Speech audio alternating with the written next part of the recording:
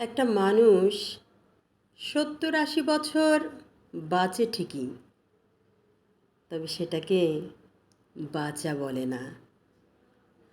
মানুষ বাঁচে মূলত ওই কয়দিন যতদিন সে কিছু বুঝতে শেখে না, বোঝে না পৃথিবী কী, টেনশন কী, টাকা কী, বেঁচে থাকার ঝামেলা কী।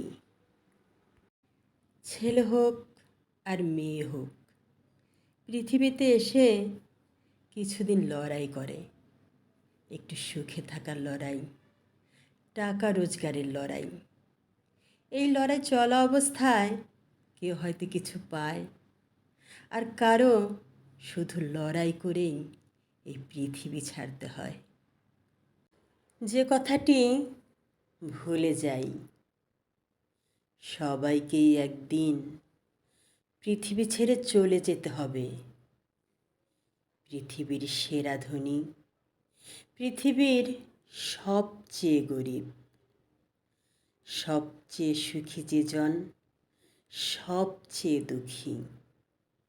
তাই সুখ দুঃখ, পাওয়া না পাওয়া, সব প্রাপ্তি শেষে আমরা সবাই শূন্য।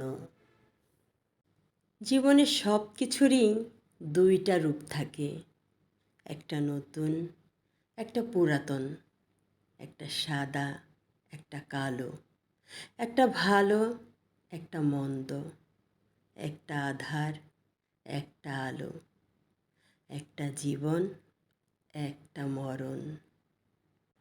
বিধাতা এক জায়গায় অন্তত সবার জন্য বিচার ঠিক রেখেছে, আর সেটা হলো সবাইকে একদিন যেতে হবে। কোনো কোটিপতির সোনার দেহ আর কোনো ফকিরের পোড়া দেহ এক মাটিতেই মিশে যাবে।